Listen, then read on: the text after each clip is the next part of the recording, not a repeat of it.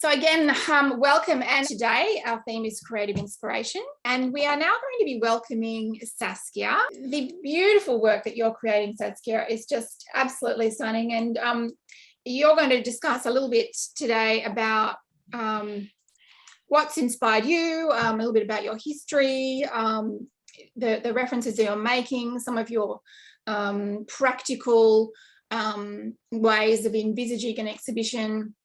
Now, one of the very exciting things that happened in Saskia's life is she was awarded the Oro Scholarship for mosaic. So she received that scholarship, I think it was 2018, end of 2019.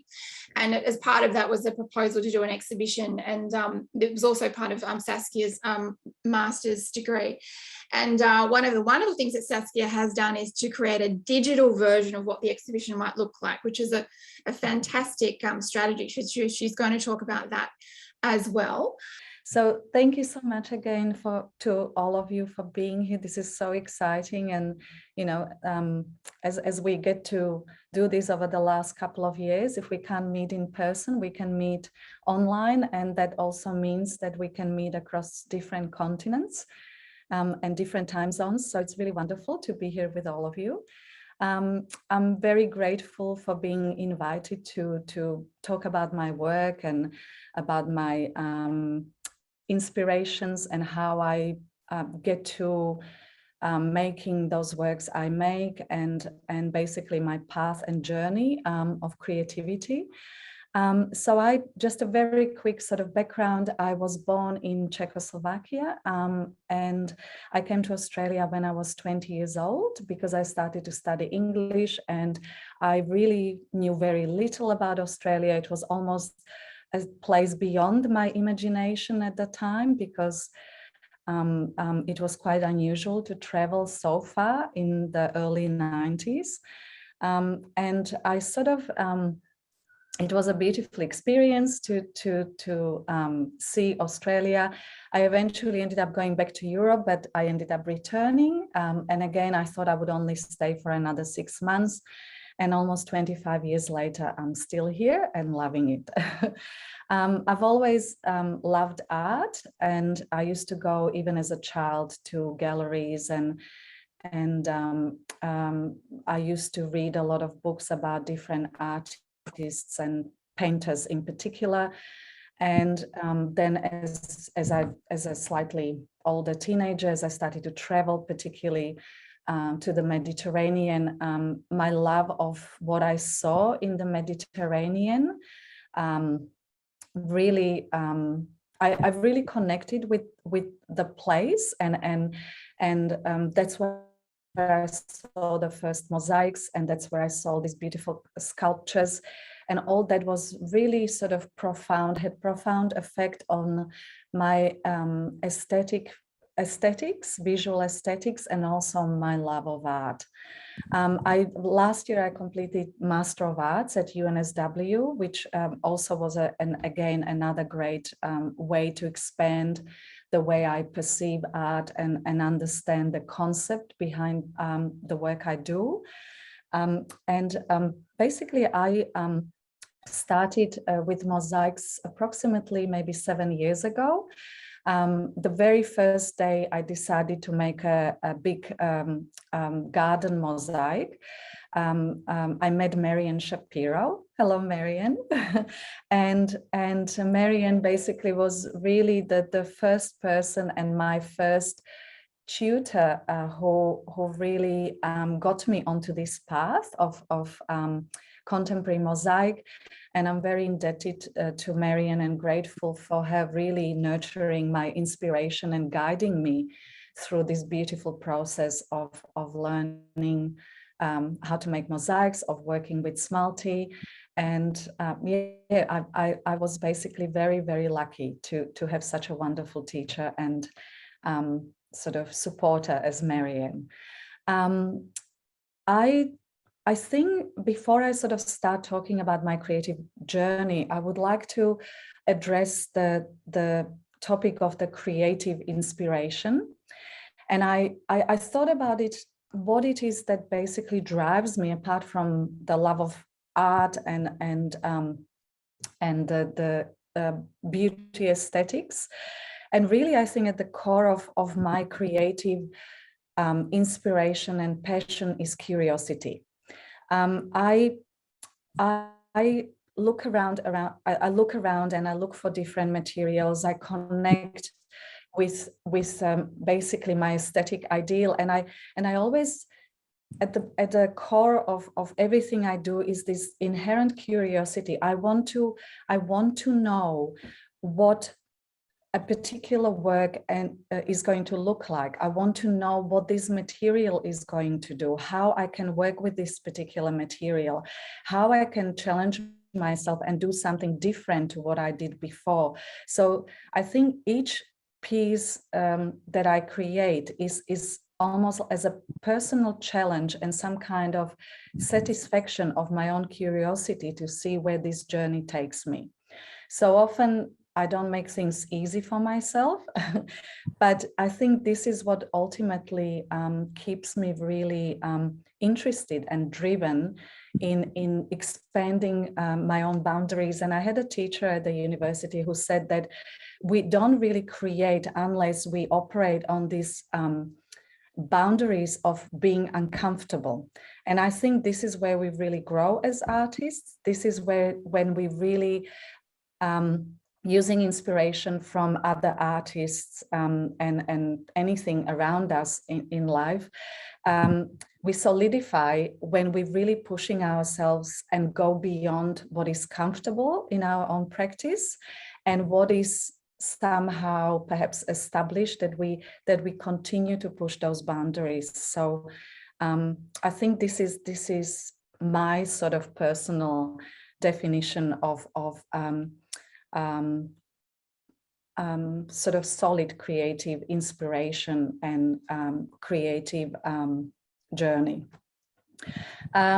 So these are my sort of the first two mosaics. I always liked aerial photography, and when I started to work with Smalti in particular, I really at that time I was sort of more fond of this kind of visual abstraction. So the first two images, the orange one, which looks sort of like a river bed, and the other one which was inspired by the beach and the ocean. This is what comes from aerial photography.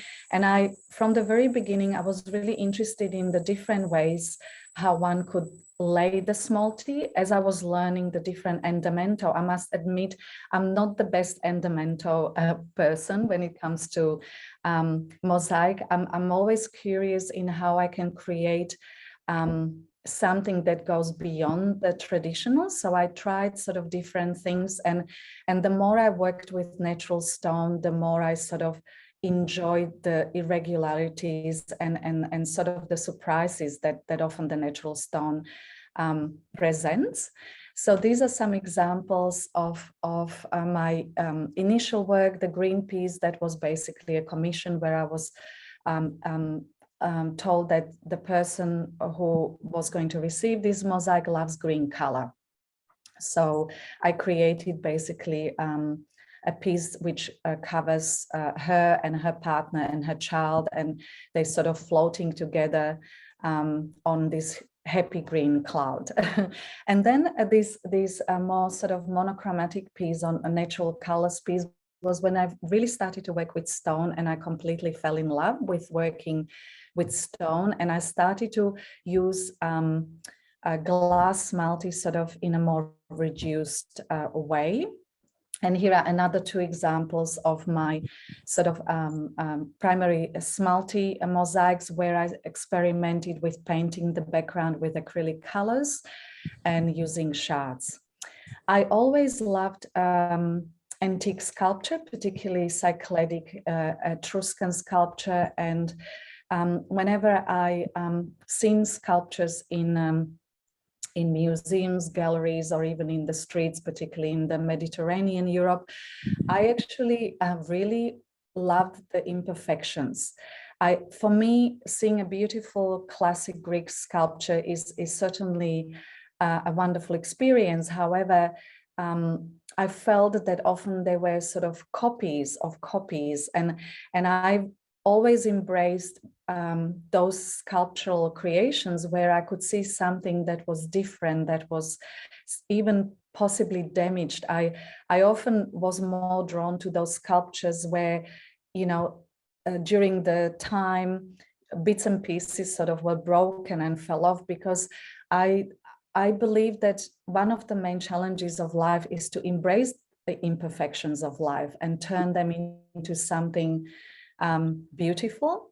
And this is where the main inspiration of this relief sculpture at the end came from. So I increasingly started to use natural stone, using some of the principles of contemporary mosaic, but I sort of started to create these more sculptural pieces, which were still relief, and there was a very little sort of depth to those works. And again, for me, the importance was more about I started to sort of explore the texture rather than the color. So I then started to look for different variations of how I could play with that texture, and perhaps by adding a minimal amount of color, or adding different materials. So here are some examples where I was sort of still with the monochromatic, but I was creating my own substrate in different ways, or I was adding a bit of color, and I was literally playing with the form and the texture in particular. So there are pieces where I used different types of glass, where I chiseled the stone, and I decided that I'm going to leave those marks of chisels on the stone, because I wanted that imperfection to be part of that aesthetic beauty. And I also wanted the piece to carry the marks of the human hand. This was always very important for me. So there are different ways. I'm just going to jump in to say the scale of these is really important. Yes, these are very large. Yes, some of them, this is not to scale. So Yeah. some of these pieces might be, let's say, 1/2 meter big.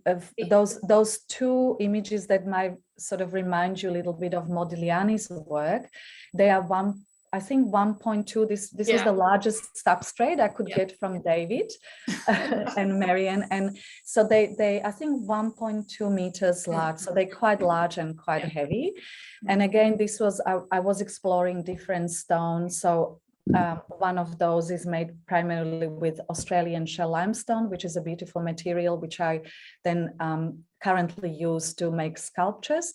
And the other limestone was a calcified limestone, which I actually ended up getting from southern France. And it was, again, a very beautiful material to work with. As I sort of continue to make work, I was really interested in expanding into that third dimension and creating pieces which had more of that visual depth and were much more sculptural. So here are some examples of my experimentation of creating my own substrates. Most of these works were still sort of true to the relief sculpture, where I kept maintaining some kind of a background substrate. So I haven't been able to, at that point in time, to completely let go of the substrate. And even in this particular sculptural work, where there's more of that head, which is a sculpture, I'm still attaching it to that frame. So I'm still continuing to play with the relief in different ways. Also, as you probably see, that I go from these very abstract, colorful mosaics to primarily making heads. For a long time, I really could not quite understand what it is, why I constantly have this impetus to make heads.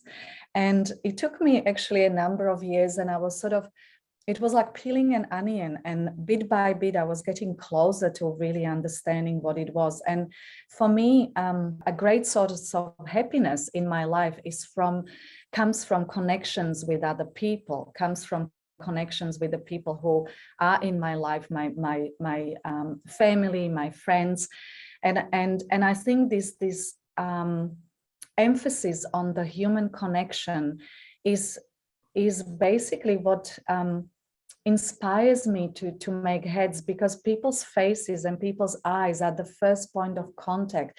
This is the way how we build connection. When we communicate with others, we're looking at each other. It's the face, which is almost like an entry point, to the visual entry point to that particular person. So I think this is basically the reason why I keep returning to making heads more than anything. So this has been sort of my journey of coming closer to really starting to make sculptures. And eventually I gave myself this mission of letting go of the substrate or the relief altogether and start making sculptures. And part of it was probably because I love mosaic so much that I wanted to continue to be true to mosaic and what mosaic represents. But obviously my creative practice was pushing me towards sculpture. So eventually I thought, okay, I'm going to let go and I'm going to focus on sculpture and see where that takes me. And in the process of preparing also an exhibition, which was going to be my Oro Award exhibition, which unfortunately has not happened so far. But anyway, I managed to sort of put together a small body of work, which I still want to expand on. And I also have written this artist statement or exhibition statement, as I was really thinking about the concept behind my work. And I realized that the concept behind my work was really a memory, my own imagination as a child. And it was so lovely to hear Sally talking about her connection to clouds and what clouds actually have meant for her, and how she sort of translated a difficult time of her life into making sculptures which represent clouds. And for me, when I was a child, I used to imagine that I float on this white cloud, and it's a space for me where I can be anything I want and anybody I want to be, where anything is possible. And it was almost as usually every evening when I was sort of lying in my bed, I would close my eyes and imagine that I'm on this white cloud, and it's a space of endless possibility for me. So the color white is strongly present in my work. And this was another thing where I was thinking, what is this calling? Why am I constantly making these monochromatic works when I do like color, but white seemed to always somehow dominate? So this was another sort of journey of me peeling this onion and finally understanding what this color white meant for me. And for me, it was this space, and still is this space of sort of happiness and these endless possibilities, this space where I can just imagine anything. So I guess I feel really comfortable in this kind of space where I'm able not to put constraints on myself and just be creative. So then I started to create this body of work, and this was during last year's lockdown. And during these last 2 years, the importance of human relationships and human connections have sort of acquired even a greater importance, because we realized how difficult it is to live in isolation, and how difficult it is not to be with the people we love and not to be able to embrace them and hear their voice and look into their eyes. It's not quite the same thing to do it through the computer screen. So I really started to, basically every piece is in a way dedicated to a person. and the people who could not be with me temporarily, or even the people who I knew I would never be able to see again. So I basically created each piece with a person in mind, and it was a beautiful way for me to connect with those people I could not be with at that time. And it enabled me to continue this journey of some philosophical analysis of my life, of my connection to others, and also of some greater issues happening in these sort of quite volatile times for many people. So these are sort of the examples of the work, and I go back to that sort of imperfection of life. And each of these works, basically, I had all these broken bits and pieces of this beautiful white shell limestone, which I absolutely love to work with because it's a softer stone, so it doesn't require me to have a lot of tools. I can literally use a file, I can use scrapers, I can use a light hammer to create those sculptural works I want. And I had all these broken bits and pieces of this beautiful shell limestone. So each piece basically started with the imperfection of the stone, the imperfection of the shape. And I try to use that brokenness of the stone and its imperfections to create a piece of art. And for me personally, it was a really beautiful process, and it allowed me to focus on what the stone was bringing into my work. And the shell limestone is actually made, it's approximately 30 million years old, and you literally can see the little bits and pieces of shell in that work. So I also would enable those hard bits of the shell to dictate the shape of the work, and I would not try to eliminate them. So these works are full of imperfections, and I've really liked them for that.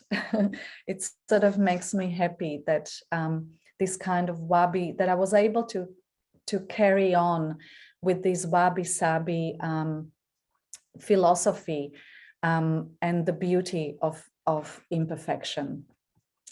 I also like to maintain some kind of poetic presence of each piece. I like to leave things unexplained. I like when the viewer can connect in each artwork in their unique way, which doesn't necessarily may reflect my own concept behind the work, and might not necessarily be about what I'm trying to express with my own work. And for me, it is in a way a beautiful way a viewer can connect with each work and create and appropriate it in their own way. As I was making this body of sculptural work, I kept thinking how I could sort of come back to mosaic, and how I could connect these two loves of mine, which is sculpture and mosaic. And then I was invited to participate in virtual Patagonian symposium, which was run by Giulio Menossi. And I thought, well, this would be a great opportunity for me to actually take this another step further. So the theme was kaleidoscope of colors. And I thought, okay, I'm going to try to put together my sculptural work and my mosaic work. And this piece called Togetherness is Everything is the result of this particular project.